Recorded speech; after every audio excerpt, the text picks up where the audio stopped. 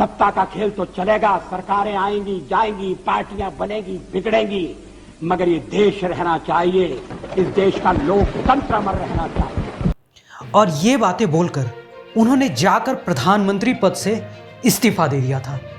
अटल जी लोकतंत्र में कितनी आस्था रखते थे, इसी इस्तीफे ने बता दिया था। बहुमत ना होने के एवज में उन्होंने किसी भी पार्टी को तोड़ने की कोशिश नहीं की और सीधा इस्तीफा दे दिया। अटल कल भी आदर्श थे, आज भी आदर्श हैं और भविष्य में भी आदर्श रहेंगे। आज उसी महान देशभक्त, दूरदर्शी, प्रधानमंत्री, गीतकार, कवि अटल बिहारी वाजपेयी की पुण्यतिथि है। आज ही के दिन यानी 16 अगस्त 2018 को ये भारतीय राजनीति का अजात शत्रु पंचतत्व में विलीन हो गया था। उनके जाने से भारतीय राजनीति में एक बहुत बड़ा शून्य पैदा हुआ और ये शायद कभी नहीं भर पाएगा। उनका जाना एक युग का जाना है। उन्होंने राजनीति हमेशा अपने शर्तों पर की। उनके पास मौका था पार्टी को तोड़कर प्रधानमंत्री बनने का, लेकिन उन्होंने पार्टी के साथ कभी भी धोखा नहीं किया। वे खुलकर अपनी पार्टी के नेताओं को भी बोलते थे और विपक्षी दलों को भी। हिंदी भाषा पर उनकी ऐसी पकड़ थी कि खुद भारत के प्रथम प्रधानमंत्री पंडित जवाहरलाल नेहरू ने संसद में उनका भाषण सुनकर एक दिन प्रधानमंत्री बनेगा ये लड़का तक बोल दिया था।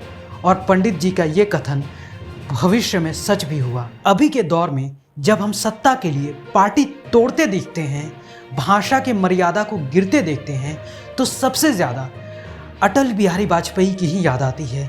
उनकी आलोचना याद आती है, उनकी भाषा याद आती है।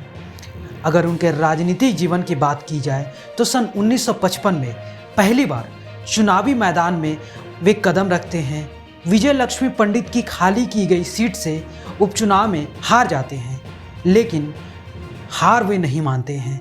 फिर 1957, 1967, 1971, 1977, 1980, 91, 96 और 98 में 7वीं बार लोकसभा के सदस्य के रूप में निर्वाचित होते हैं। सन 1962 और 1986 में वे राज्यसभा के सदस्य के लिए भी नामित हुए और 1977 से 1989 तक जनता पार्टी के शासनकाल में विदेश मंत्री भी रहे।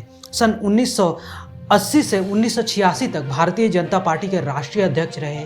विदेश मंत्री के रूप में उन्होंने निशस्त्रीकरण और रंग भेद नीति की ओर सदस्य राष्ट्रों का ध्यान आकर्षित भी किया। 1999 में वाजपेयी ने एनडीए यानी नेशनल डेमोक्रेटिक अलायंस नामक एक नए गठबंधन सरकार का नेतृत्व किया। 2015 में उनको भारत रत्न भी दिया गया। आज राष्ट्रपति द्रौपदी मुर्मू सहित पीएम मोदी ने भी उनके समाधि स्थल पर जाकर उनको श्रद्धांजलि अर्पित की।